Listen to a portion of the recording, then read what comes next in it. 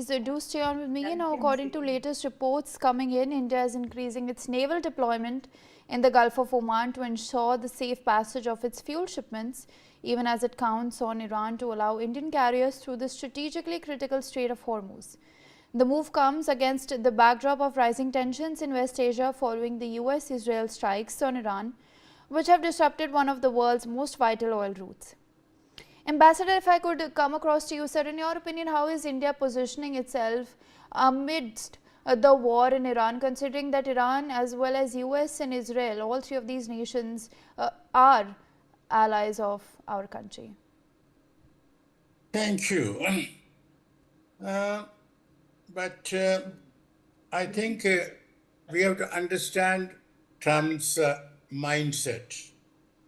You know that the Tulsi Gabbard told the Senate, she refused to tell the Senate whether she had warned Trump that Iran will attack the Gulf states. Now, the position is very clear. Iran had made it very clear publicly that it would regionalize, expand the war. In other words, Trump was told, but he took the risk. This is what I call Vinashakale Viparita Buddhi.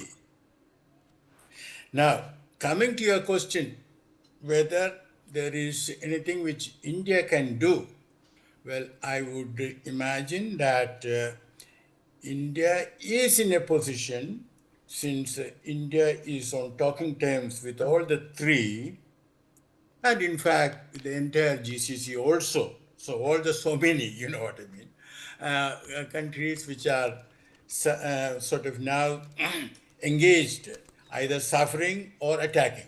You know, the GCC is suffering, not attacking, but other three are there.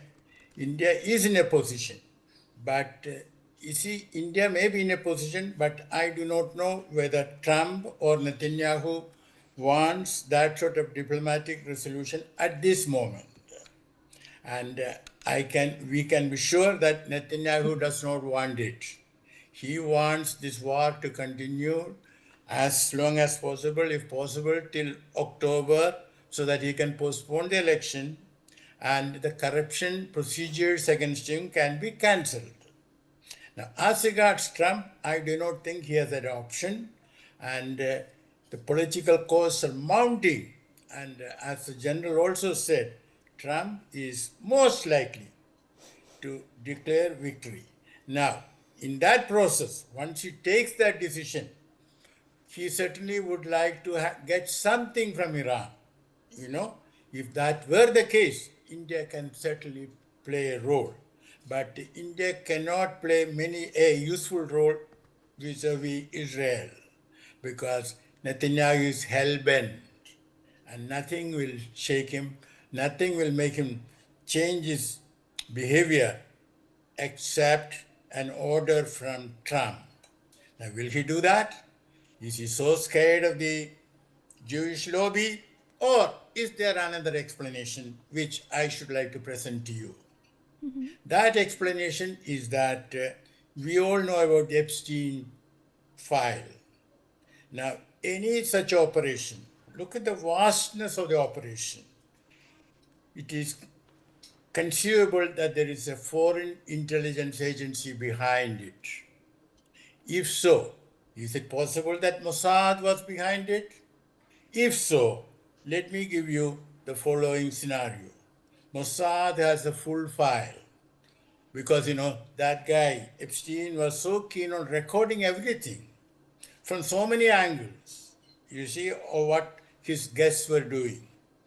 So, if Mossad has a full file and Department of Justice in the United States has a full file, and as you know, the Congress has again summoned the Attorney General, and the Attorney General will have to come out with more releases.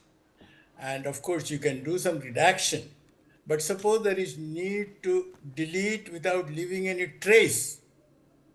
Well, it is possible that Mossad has that technology.